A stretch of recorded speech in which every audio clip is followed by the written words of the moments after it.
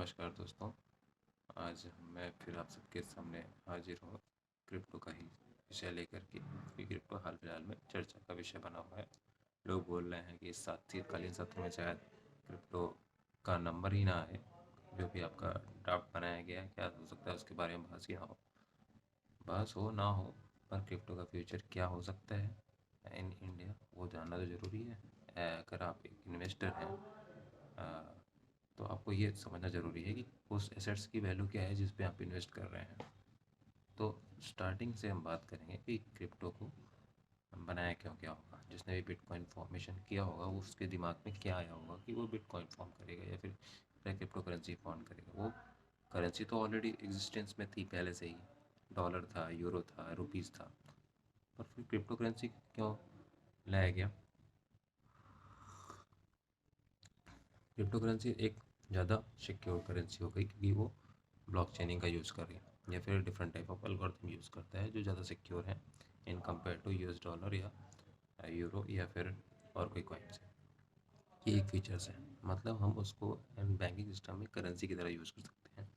और कि उसको जो है एक जगह से दूसरी जगह भेजने में कम पैसे खर्च होंगे और टाइम कम लगता है, इसलिए ये ज़्यादा मतलब सिंपल सोल्यूशन है। बैंकिंग सिस्टम का अल्टरनेटिव हम यूज़ कर सकते हैं।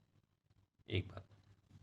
दूसरी बात कि अगर इसको एसेट्स की तरह लोग बोल रहे हैं कि नहीं, अगर करेंसी नहीं तो इसको हम एसेट्स की तरह रखेंगे और सेबी इसको रेगुलेट करेगा या फिर आपका आरबीआई इसको रेगुलेट करेगा इंडिया में, या फिर आपका जो है इनकी एक्सचेंजेस को आरबीआई सेबी में से कोई रेगुलेट करेगा और टैक्सेस हम इसमें लगाएंगे। तो एक बात ये मुझे समझ में नहीं आ रही, क्रिप्टो आपका कमोडिटी कैसे हो सकता है। कोई भी चीज़ कमोडिटी तब होती है जब वो वैल्यूएबल हो। वैल्यूएबल इन द सेंस कि अगर पेट्रोल है, कोयला है, वो एनर्जी के फॉर्म में वैल्यूएबल है। आपका सोना चांदी आभूषण है, पीतल का अपना यूज़ है, लोहा है आपका, एल्युमिनियम, सारी चीज़ों का अपना यूज़ है। तो वो कमोडिटी के फॉर्म में हम उसको मानते हैं, क्योंकि उसका मार्केट में वैल्यू है। अपना उससे कुछ चीज़ें बनती हैं। पर क्रिप्टो एक ऐसी चीज़ है जो एक वर्चुअल चीज़ है, जिसका रियल एग्जिस्टेंस है ही नहीं। और उसका एग्जिस्टेंस एक फॉर्म में है, उसका यूज़ मतलब आप किसी भी एसेट्स का कोई यूज़ करते हैं, ऐसे क्रिप्टो का यूज़ बस एक फॉर्म में है कि अगर उसको हम करेंसी की तरह यूज़ करें। तो मैं फिर से यही कहना चाहूँगा कि अगर क्रिप्टो को आप एज ए करेंसी यूज़ नहीं कर रहे हैं तो वो यूज़लेस है, वैल्यूएबल नहीं है। वो एक पैसे की उसकी वैल्यू नहीं है। तो जब आप करेंसी की तरह यूज़ नहीं कर रहे हैं तो वो कमोडिटी भी नहीं हो सकता, या वो कोई एसेट्स भी नहीं हो सकता। वो एसेट्स तभी हो सकता है जब उसकी वैल्यू हो। उसकी वैल्यू तभी होगी क्रिप्टो की जबकि वो जिस लिए बनाया गया था, बैंकिंग सिस्टम के अल्टरनेटिव के फॉर्म में या एज ए करेंसी यूज़ करने के लिए, या वो ऐसा करेंसी यूज हो वर्ल्ड वाइड, तब उसकी वैल्यू है। एक बात। अब हम बात करते हैं कि चलिए अगर उसको हम एज ए करेंसी यूज़ कर रहे हैं तो क्या क्या फ़ायदे नुकसान हो सकते हैं। देखिए, सबसे पहली बात, करेंसी की तरह यूज़ होना इसलिए पॉसिबल नहीं है कि वो लोग बोलते हैं कि मतलब वो बहुत ज़्यादा स्केलेबल है। स्केलेबल नहीं है, मतलब आज की डेट में वो बिटकॉइन मान लीजिए 49 लाख का है, कल 1 करोड़ का होगा, पहले 10 लाख का था, 30 हज़ार का भी था। तो चीज़ें जो है आती जाती रहें, मतलब कि बढ़ती घटती रहेंगी। अब हम एक बिटकॉइन में कोई चीज़ आज खरीद रहे हैं 10 लाख में, कल को उस चीज़ की वैल्यू बढ़े ना बढ़े, उस एसेट्स की, बिटकॉइन की वजह से उस चीज़ की वैल्यू बढ़ जाएगी। मतलब खरीदने वाले का घाटा हो जाएगा, क्योंकि उस एसेट्स की वैल्यू बिटकॉइन कंपेयर पर उतना नहीं बढ़ पाएगी। तो कहने का मतलब स्केलेबल नहीं है। ठीक है, स्केलेबिलिटी की ज़रूरत क्यों पड़ी है, क्योंकि हम बिटकॉइन में यू खरीद बेच रहे हैं, पर हम मेजरमेंट कर रहे हैं उसका अपने इंडियन रुपीज़ में या फिर अमेरिका वाले डॉलर में, या फिर कोई अपना अपना अपना मेजरमेंट लोग कर रहे हैं। ये एक बात है। तो क्या हो अगर हम सब के सब सारे जगह वर्ल्ड वाइड बिटकॉइन ही यूज़ करें, उस केस में क्या स्केलेबिलिटी की ज़रूरत पड़ेगी? नहीं, क्योंकि उस समय बिटकॉइन की वैल्यू बढ़े या घटे, सबके पास बिटकॉइन में ही ट्रांजेक्शन हो रहा है। मतलब अगर वर्ल्ड वाइड बैंकिंग सिस्टम को एलिमिनेट करके क्रिप्टो करेंसी का मार्केट लाया जाए और सेम कॉइन यूज़ की जाए, मीन्स अगर बिटकॉइन भी यूज़ कर रहे हैं तो सब कोई बिटकॉइन यूज़ करें, तो उस बिटकॉइन का वैल्यू है, मतलब करेंसी की तरह यूज़ कर रहे हैं तो वो एसेट्स की तरह भी ठीक है, फिर वो वैल्यूएबल है। पर अगर कोई दूसरा कॉइन यूज़ कर रहा है क्रिप्टो, कोई कंट्री दूसरे कॉइन को यूज़ कर रही है, मतलब कोई स्टैंडर्ड कॉइन नहीं है इनके पास, तो उस क्रिप्टो करेंसी का भी कोई यूज़ नहीं है, मतलब इवन बिटकॉइन का भी यूज़ नहीं है। बिटकॉइन और रिपल में मैंने आपको बताया था डिफरेंस। ये रिपल ज़्यादा मात्रा में 100 बिलियन रिपल है और बिटकॉइन 1 मिलियन है। और ड्यू टू अगर कोई पर्सन जो बिटकॉइन ओन करता है उसकी डेथ हो गई, वो किसी को ट्रांसफ़र नहीं किया, तो वो बिटकॉइन भी लॉस हो जाएगा और दूसरा बिटकॉइन बनाना बहुत मुश्किल है। क्यों? क्योंकि अभी तक 1 बिलियन बिटकॉइन, जैसे जैसे 1000 बिटकॉइन होंगे वो कम कॉम्प्लेक्स होंगे, उससे ज़्यादा 10,000 ज़्यादा कॉम्प्लेक्स हो गए। अभी 1 मिलियन बिटकॉइन है, तो कॉम्प्लेक्सिटी इतनी ज़्यादा बढ़ गई कि हम नया बिटकॉइन जो फॉर्म करना है उसमें अभी तक के जो ब्लॉक कोडिंग यूज हुआ है उससे और कॉम्प्लेक्स उसको करना पड़ेगा, जो कि नामुमकिन है। तब अगर मुमकिन नहीं है तो बहुत टाइम लगेगा। तो वहाँ पर अगर कि ये है कि बिटकॉइन का लॉस का फिर से कोई सोल्यूशन नहीं। दूसरा ये कि अगर आप एक बिटकॉइन से ट्रांजेक्शन करते हैं तो ट्रांजेक्शन में लॉट ऑफ एनर्जी जो है वो लॉस होती है, जो कि बहुत सारे मतलब कि एक तरह से कहते हैं एनर्जी का लॉस है। इसमें एनर्जी हरासमेंट भी है। दो बातें हो गई, सिक्योर है ये फीचर्स हो गया आपका, और अगर स्केलेबिलिटी की ज़रूरत नहीं है तब जब आपका सारे कंट्री एक ही क्रिप्टो करेंसी यूज़ कर रहे हैं। तो ये भी हो गए फीचर्स कि आपका सिक्योर है, कम टाइम में ट्रांजेक्शन हो सकता है, स्केलेबिलिटी की ज़रूरत नहीं है और वर्ल्ड वाइड एक ही कॉइन यूज़ कर रहे हैं। और उसके ड्रॉबैक क्या हो गए कि आपका लॉस ऑफ करेंसी हो सकता है ड्यू टू डेथ या एनी अदर रीज़न, या कोई अपना पासवर्ड भूल गया ऐसा, उस केस में भी। और सेकंड ये कि आपका लॉट ऑफ एनर्जी लॉस होती है।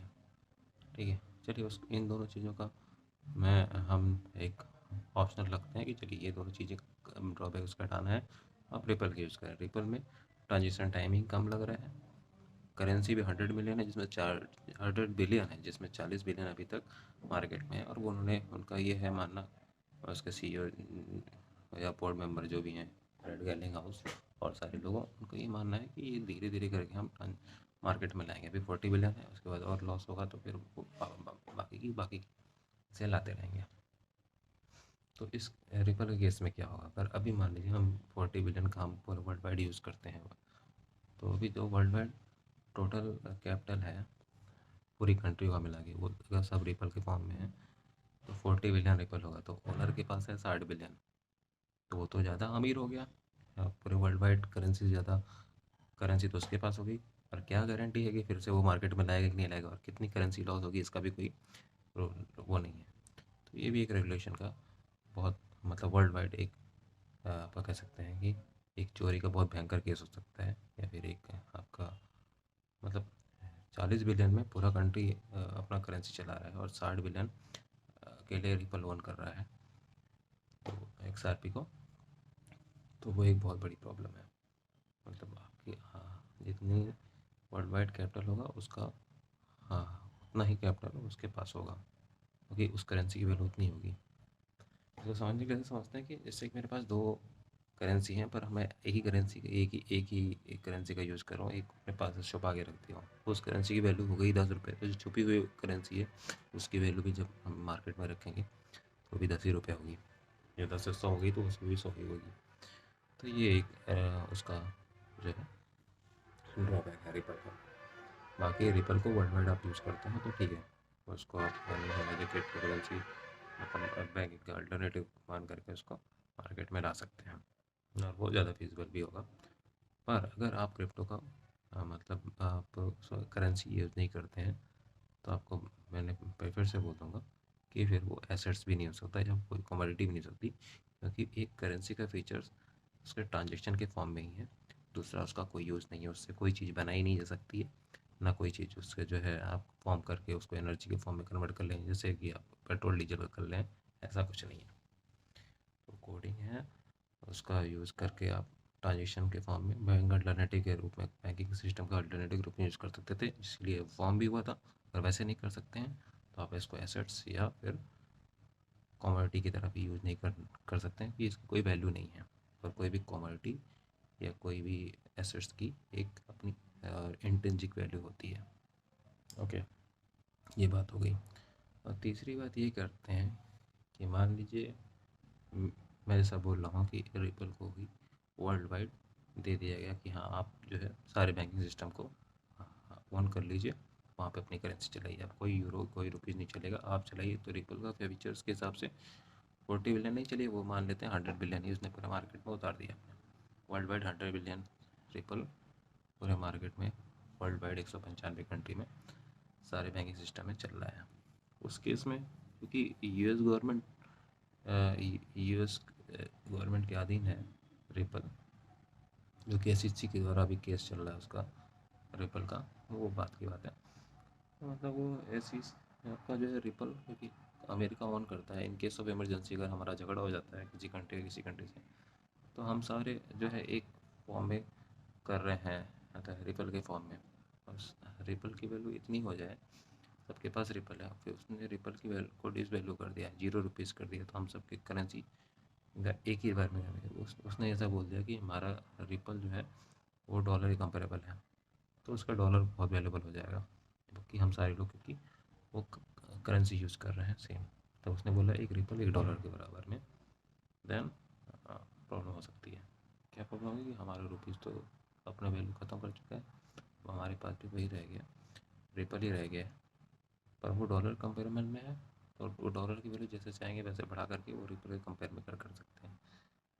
ये चीज़ को थोड़ा सा समझने में और रिसर्च लगेगा आप लोगों को, तो इस तरह से समझ सकते हैं आप कि रिपल अगर ओन करेगा डॉलर के फॉर्म में, तो डॉलर ही एग्जिस्ट करेगा, और जो भी हमें कंपनी उसको ऑन करेगी वही होगी मार्केट में सबसे ऊपर। तो उसके हम लोग को जैसा चाहेगी वैसा यूज़ कर सकती है टेक्नोलॉजी को, हर चीज़ में हर फॉर्म में वही रिपल को ही अगर हम यूज़ करते हैं, तो इसके इसमें ऐसा हो सकता है। ठीक है, धन्यवाद। आप लोग थोड़ा सोच समझ के, और लगता है क्रिप्टो को बैन नहीं कर देना चाहिए इंडिया में, क्योंकि फ्यूचर में इसका बहुत ज़्यादा मिसयूज़ हो सकता है, और हम में से भी इंडिया में कोई इसको समझ नहीं पाएगा। समझाने का एक तरीका है, मैंने बता दिया कि एसेट्स और आपका कमोडिटी की तरह इसको कभी यूज़ नहीं कर सकते अगर इसको एज ए करेंसी नहीं यूज़ कर रहे हैं। ठीक, क्योंकि कोई भी चीज़ का वैल्यू कोई इंटेंजिबल वैल्यू होती है, जबकि उसका मार्केट में जिस चीज़ को यूज़ हो सके। पर क्रिप्टो करेंसी का एक ही यूज़ है, वो ट्रांजेक्शन के फॉर्म में बैंकिंग सिस्टम की तरह हो सकता है, एज ए करेंसी हो सकता है। अगर करेंसी की तरह आप यूज़ नहीं करते हैं, तो उसको आप एसेट्स भी नहीं मान सकते। तो जो आप कह रहे हैं कि शेयर मार्केट की तरह इसको एसेट्स मान करके इसमें बोली लगाएंगे, तो वो सब मतलब बिना सिर पैर की बात है। तो बेहतर यही होगा, जो भी इन्वेस्टर इस तरह सोच रहे हैं इन इंडिया कि हम में ये बहुत अच्छा मार्केट है, तो लालायित ना हो बेफिजूल की चीज़ों में जिसको आप जान नहीं रहे हो, इंडियन गवर्नमेंट नहीं जान रही है, तो उस चीज़ों पे लालायित होकर के अपने घर बेच के पैसे लगाने की ज़रूरत नहीं है, क्योंकि ये चीज़ें आपको खींचती रहेंगी अपनी ओर, और आप आकर्षित होकर के अपनी घरी कमाई घनी कमाई जो है वहाँ लगा करके उस चीज़ को लॉस के फॉर्म में कन्वर्ट कर लेंगे। उससे हमारे इंडिया का जो है आपका जीडीपी जो है वो भी अफेक्टेड हो सकता है। आपका जो है जो भी आपका